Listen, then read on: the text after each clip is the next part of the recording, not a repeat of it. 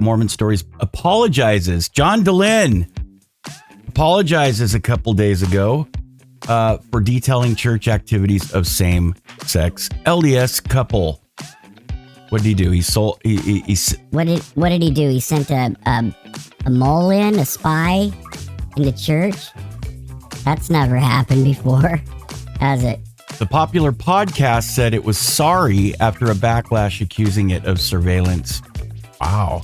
Of the former BYU mascot Charlie Bird. Why? Why would you do that? I thought you're all about just live and let live, John. It's your destiny, be in harmony. We were never meant to be apart. All right, how'd you like that? Pretty cool, huh? Okay. Here we go. Here we go. Here we go. Here we go. Here we go. Here we go. Here we go. I was in a musical once, twice, actually 5 times, and it went like this. Here we go. Knock at the door. Somebody selling candy bars for probably banned. I don't like when little kids sell candy bars because then I have to buy some. Even when I don't want it. I'm not craving chocolate right now. Doggone it. Okay, not sure if you guys are already privy to this story, but Mormon Stories apologizes. John DeLynn apologizes a couple days ago for detailing church activities of same-sex LDS couple. What did he do? What did he do? He sent a mole in, a spy, in the church? That's never happened before, has it? The popular podcast said it was sorry after a backlash accusing it of surveillance. Wow. Of the former BYU mascot Charlie Bird. Why? Why would you do that? I thought you're all about just live and let live, John. The Mormon Stories podcast issued an apology Tuesday after a team member attended Sunday worship services to observe a Latter-day Saint man and his husband and aired an episode detailing the couple's church participation without their consent. Now, they have callings, but their callings, I found out today, if I can let you know, which I will, they are activity chair callings, and that's a calling that some wards give to even non-members who belong to a part member family. But from a leader I know in another stake, he said that it's pretty concerning to me, if I can speak frankly, the activities chosen, especially if they are related to interfaith or other ecumenical events, need to still represent the full faith and doctrine of the Church of Jesus Christ. So we have leaders disagreeing with leaders on this subject. Now, some activists with ties to the LGBT plus community, Latter-day Saint community, however, say the statement falls short of full owning the harms they believe Mormon Stories committed, not just against the podcast subjects, but also the queer community generally. Everyone, public figures included, deserves a certain degree of privacy, stated the apology, signed by Mormon Stories. Apologies to, why is this blacked out here? Apologies to Charlie Bird, Ryan Clifford, and the Mormon, ex-Mormon LGBT plus communities, February 6th. Signed by Mormon Stories, host John DeLynn and team member Gerardo Sumano, or Gerardo. We are deeply saddened and truly sorry to have played a part in any fear, distress, or division within the Utah LG plus community. DeLynn took primary ownership over the discussion of the couple's church involvement, noting that as the host of Mormon Stories and executive director of its associated nonprofit, it is ultimately my responsibility to ensure that our podcast episodes conform with our values. For this episode, I clearly failed. and I want to take full responsibility for that. The apology came after backlash from members of the Latter-day Saint and former Latter-day Saint LG plus community who have criticized the decision to air details of the couple's experience at Sunday services and their volunteer positions within their congregation. The apology came after backlash from members of the Latter-day Saint and former Latter-day Saint LG plus community who have criticized the decision to air details of the couple's experience at Sunday services and their volunteer positions within their congregation. That was kind of a cheesy move, right? In a joint statement issued Friday, Troy Williams, executive director for Equality Utah, Michael Soto, president of Equality Arizona, and Sarah Burlingame, executive director of Wyoming Equality, condemned what they decried as an egregious example of the culture of surveillance. Everything's a culture. There is no room in our movement for the harassment of individuals in their place of worship, they wrote, or because of their LG plus identities. And then he says, just wanted to celebrate. You want to celebrate by spying on them? Why didn't you just ask him if you can come in and, because you can't film in the church, right? Oh yeah. So you're breaking some of our rules here, buddy. Says Gerardo Samano, a team member of the Mormon Stories podcast, said he was acting on his own initiative the day he decided to attend a Latter-day Saint congregation to observe the participation of a same-sex couple. Samano, in an interview with the Salt Lake Tribune, said this description mischaracterized his intentions and activities while attending the January 28th sacrament. You want to talk about mischaracterizing people, buddy? You guys do it every episode. You mischaracterize people. No, you did not get mischaracterized. We didn't put motive behind what you did. We're saying you just shouldn't have did it. Period. I don't think motive was put behind what you did. You are assigning motive where there wasn't any. So his intentions were mischaracterized and activities while attending the January 28th sacrament meeting in Utah of Charlie Bird, who has written and spoken extensively about his life as an active Latter-day Saint gay man and Bird's husband. Samano, an openly gay former member of the church, emphasized that he did not confront the couple and that he did not record the two men while he was there. He said a big part of his mission was to witness and celebrate the same-sex couple's acceptance by their fellow congregants, in particular, their ability to take the sacrament or communion, a ritual that Latter-day Saints consider to be the most sacred portion of weekly church services. But I pointed out to you that leaders are torn on this. This is not something, even the calling that they receive that could be even given to non-members. They're taking the sacrament. So what say you? What say you? Put it in the comments section. I need to know these things from you. Put it in the comments section. What do you think about John Dehlin and what he said he had nothing to do with it. What do you think about Gerardo, his teammate, and what he did? In particular, their ability to take the sacrament or communion, a ritual that Latter-day Saints consider to be the most sacred portion of weekly church service. I wanted to live this experience, that Samano said, weeping. I wanted to live this experience that, he said, weeping, never in my wildest dreams as a teenager who was going through conversion therapy thought would ever be possible. Come back. Burlingame, who called the apology a chaos machine, said she believed there's a chasm between maybe what they intended and what the actual impact was.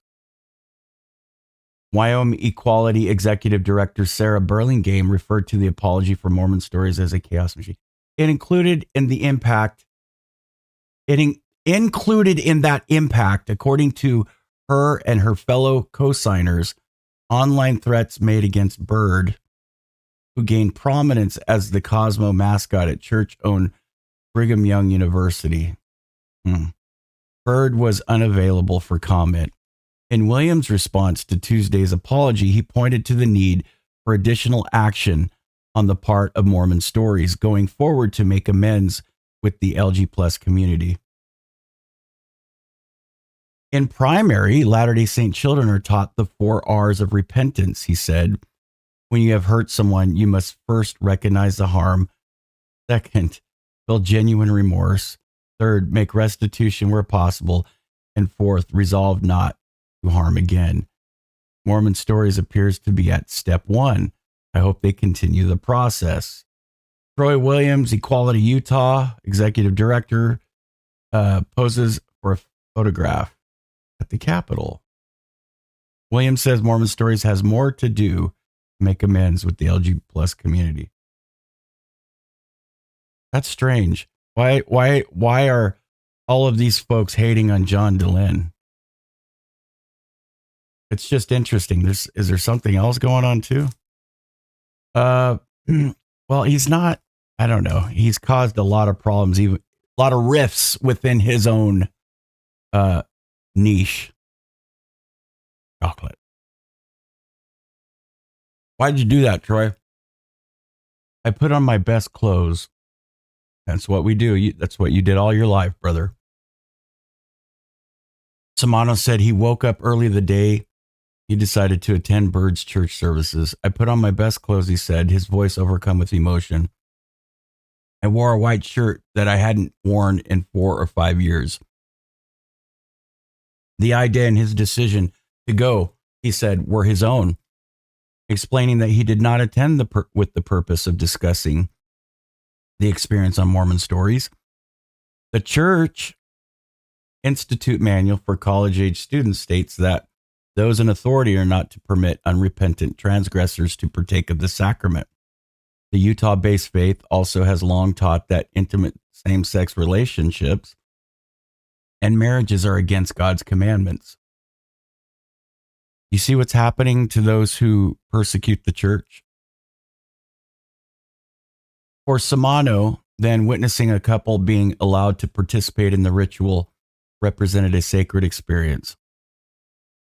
Mormon Stories has almost entirely scrubbed any mention of Samano's description of attending Bird's church from the January 29th episode, in which it originally aired, as well as from accompanying social media posts. January 25th episode discussed the church callings of Bird and his husband. Samano said he made the decision to remove those details because he felt people were taking them out of a larger context meant to celebrate the win. That of a same-sex couple being permitted to hold callings and take the sacrament for the queer Latter-day Saint community. Okay. See, that's something that I don't necessarily think exists. As for the term surveillance, Samano said but that's not what this is about. As for the term surveillance, Samano said he and his husband met 2 years into his studies at BYU, Idaho, and that they married while still students. The couple were so afraid of being discovered and kicked out of school that they kept the news from their parents. No one was invited to their wedding. If there's anyone who knows the experience of being watched, and he said, it's me. Kyle Ashworth, host of the podcast Latter-Gay Stories, was a guest on the January 29th Mormon Stories episode. While he acknowledged recent events had represented a learning experience for many of us, let me tell you what's going on here. You got elements of cancel culture in here. You have nothing that is about the atonement of Jesus Christ, nothing about repentance, nothing about changing, nothing about forgiving Mormon Stories, nothing about Mormon Stories making full restitution, like it says. And you have the LG plus community eating its own a lot, but we're doing that inside the church today too. lots of members disagreeing, mainly on social media, not when you go to church. I don't see it at church. At least I don't see it in you might see it in elders quorum and sometimes in gospel doctrine, depending on geographically where you live. You live in the Bay Area of California, you're going to see more of that. You live in the Central Valley, which is more conservative, you're not going to see it. But as far as social media, I believe that's why I believe social media is a fallacy. It's kind of a farce when you think about it. Because a lot of things that we fight about on social media, we don't fight in real life.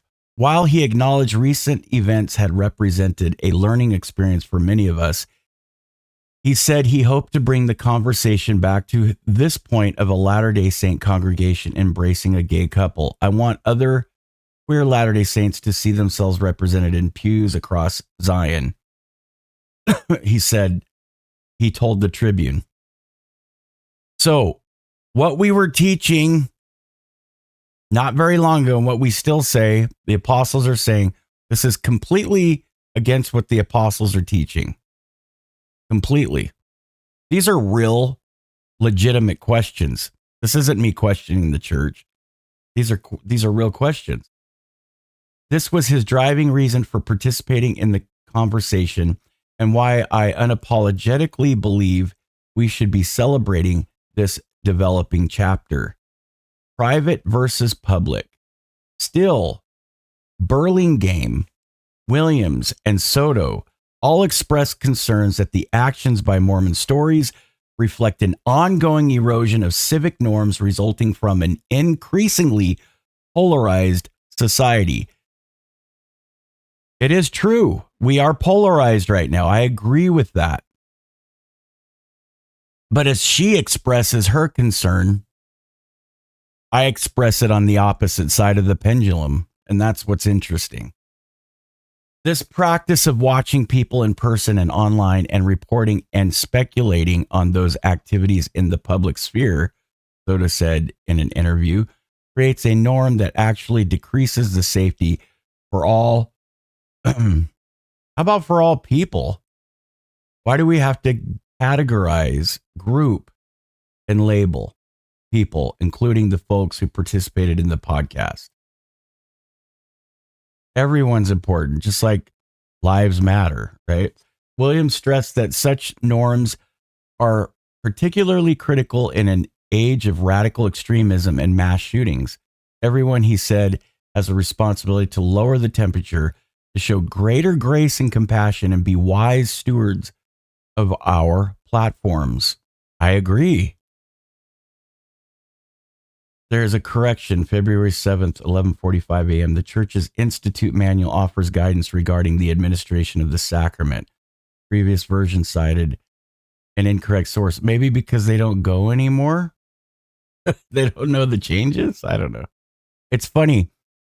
Someone said that when someone leaves the church, a friend of mine made a really good point. When one leaves the church and becomes an ex-Mormon, they're stuck back when the church was at that time, which is kind of sad because the church shouldn't necessarily change. I understand an ongoing restoration, but they're stuck back during that time. So they're not privy really, unless they are in a genre that discusses and reviews and commentates and reacts to the church. So there you have it, folks. And then there's some links, and I'll leave the link to the apology, and I'll leave the link to this. This is Salt Lake Tribune, so you got to have a subscription. Here are my final words on this. So there's three things going on here that I see. You see the wicked's ultimate downfall that we see in the Book of Mormon, all the Antichrists. And I'm thinking of John Dehlin. It seems like his days are numbered. What do you guys think? And Satan's cunning strategies. So 3 significant points that shed light on this topic. 1, the wicked's internal battle The wicked eventually find themselves locked in a ceaseless struggle among their own ranks as they pursue their nefarious agendas. Discord engulfs their unity, leading to an internal clash that ultimately weakens their forces. And you can see this web of wickedness unraveling. So no matter how powerful or cunning, their actions will ultimately catch up to them. Call it what you will. This is the Lord. Joseph Smith talked about people that fight against the church. We have become so complacent to this that we don't even call them apostates anymore. We don't call them anti-Mormons. They will call themselves ex-Mormons because remember, the Lamanites marked themselves. The wicked always mark themselves, and they mark themselves thoroughly. This is cosmic justice, brothers and sisters.